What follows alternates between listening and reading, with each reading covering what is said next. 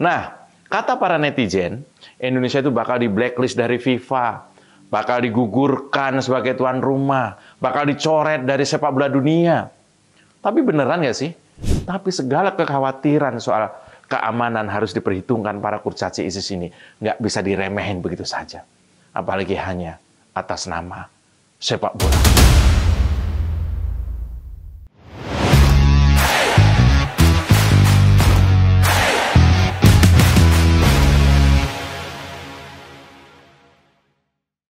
Ya, penolakan timnas U20 Israel untuk berlaga di Indonesia jadi viral.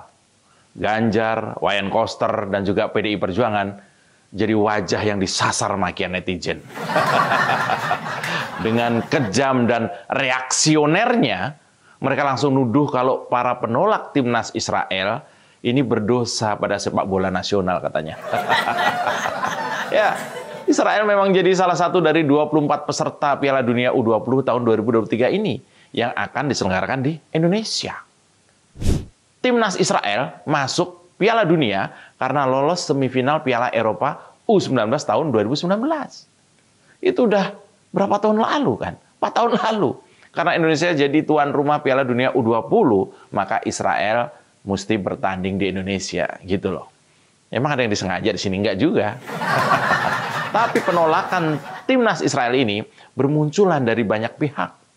Khususnya dari Gubernur Bali dan juga Gubernur Jawa Tengah, yaitu Ganjar dan Wayan Koster.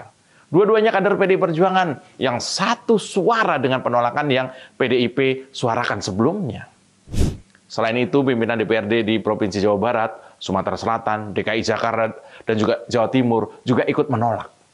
Kota-kota di provinsi itu memang bakal jadi tempat penyelenggaraan Piala Dunia U20 di Indonesia.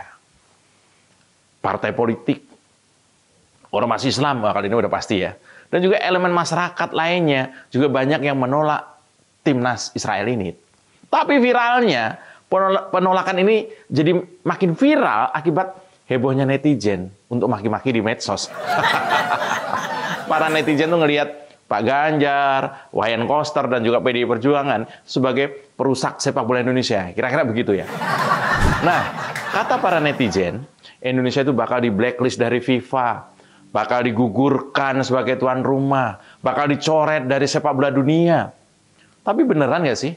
Apa netizen-netizen ini paham kalau penolakan timnas Israel U20 itu didasari atas hal yang besar?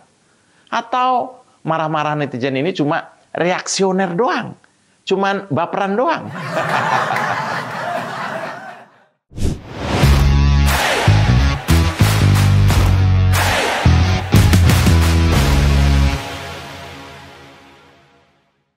Seperti yang Ganjar atau PDI Perjuangan bilang, kalau Israel adalah penjajah dan Palestina itu adalah yang dijajah, dan komitmen sejak zaman Bung Karno soal penolakan pada Israel itu sudah jelas. Bahkan di Undang-Undang Dasar 1945 saja tercantum jelas kalau penjajahan di atas dunia memang harus dihapuskan. Sepak bola sendiri punya pengaruh dari berbagai dinamika politik. Identitas Israel sebagai negara dan juga Israel sebagai timnas, ingat ya, identitas Israel sebagai negara dan Israel sebagai timnas sepak bola nggak bisa dipisahkan memang. Penolakan ini sebenarnya wajar. Apalagi kalau kita kembali pada konstitusi negara kita sendiri. Harusnya sih pemerintah dan Ketua Umum PSSI bisa berkomunikasi ke FIFA soal ini. Komunikasi ini penting biar FIFA paham kalau Indonesia punya prinsip soal kemerdekaan bagi segala bangsa. FIFA toh sebenarnya bisa paham segala prinsip negara-negara yang akan jadi tuan rumah Piala Dunia. Contohnya FIFA mengakomodir nilai keislaman yang dipegang oleh Qatar sebagai tuan rumah Piala Dunia 2022 lalu. Larangan minum keras beralkohol di Qatar pas Piala Dunia tahun lalu itu dipahami FIFA dan para supporter juga paham, supporter sepak bola tentunya. Atau yang lebih politis lagi ya, FIFA juga secara bijak menjatuhkan sanksi ke Rusia pas Piala Dunia tahun lalu. Dinamika politik Rusia dan juga Ukraina bisa ditangani FIFA dengan baik. FIFA terbukti bisa paham soal hal-hal prinsipil macam itu. Maka polemik soal timnas Israel U20 ini harusnya bisa diberesin PSSI, pemerintah Indonesia, dan juga FIFA. Nah, sebenarnya kalau kita mau buka-bukaan fakta, ada berbagai ancaman keamanan kalau timnas Israel terpaksa bertanding di Indonesia itu. Ada seorang pakar terorisme, Mas Nur Huda Ismail namanya, itu menganalisis kalau pertandingan timnas Israel di Indonesia bisa jadi pemantik aksi terorisme. Ancaman kayak gini bisa berdampak jauh ke stabilitas dan keamanan negara kita sendiri. Ingat loh, kita baru aja kelar pandemi. Kita masih ingat bagaimana aksi-aksi biadab para teroris di ruang publik. Kita tahu ada jaringan Islami atau JI hingga Jamaah Ansarud Daulah atau JAD. Dan kurcaci-kurcacinya ISIS loh mereka itu. Serem nggak? Simpul-simpul teroris ini bukan mitos, bos. Mereka ini akan terpancing kalau ada hal-hal yang berbau Israel. Bahkan dalam soal sepak bola sekalipun. Sekarang aja sebelum timnas Israel datang, demo-demo penolakan dari kelompok radikal itu udah mulai. Nah, ketakutan ini sangat berakar pada fakta. Kekhawatiran soal ancaman terorisme ini bukan hal yang diada-adain.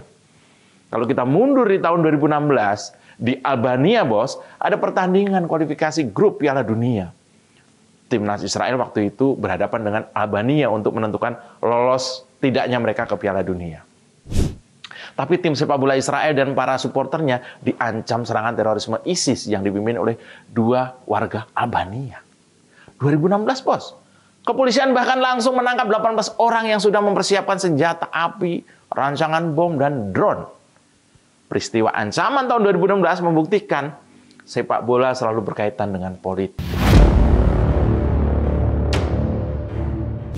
Ancaman bagi tim sepak bola Israel pernah terjadi juga di Albania pada tahun 2016 lalu. Itu menggegerkan banyak orang. Timnas senior Israel sendiri pernah diancam aksi-aksi terorisme di beberapa negara. Hal itu bukti kalau sepak bola nggak bisa dipisahin dari dinamika politik. Apalagi soal aksi politik jahat dari para teroris. Netizen yang reaksioner dan memaki-maki PDI Perjuangan, Pak Ganjar, Pak Wayan Koster, emang pikirannya mungkin tidak setinggi yang saya bayangkan. Mereka nggak menganalisis ancaman-ancaman para kurcaci ISIS ini. Para netizen juga nggak tahu akal jahat para kurcaci ISIS ini, yang entah lagi sembunyi di mana. Kita memang punya TNI yang kita banggakan, punya Densus 88 yang luar biasa, dan juga kepolisian yang hebat, itu jelas. Tapi segala kekhawatiran soal keamanan harus diperhitungkan para kurcaci ISIS ini. Nggak bisa diremehin begitu saja. Apalagi hanya atas nama sepak bola. Sepak bola jelas nggak bisa dipisahin dari hal-hal yang politis.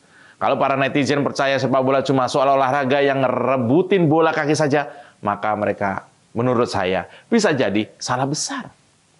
Unsur keamanan negara, prinsip politik, dan juga berbagai hal besar lainnya sangat berhubungan dengan sepak bola, bos. PDI Perjuangan, Pak Ganjar, yang satu suara ke partainya, berpikir lebih jauh. Mereka nggak cuma mikirin soal bola yang ditendang dan direbutin oleh 22 orang di lapangan. Salam berpikir waras.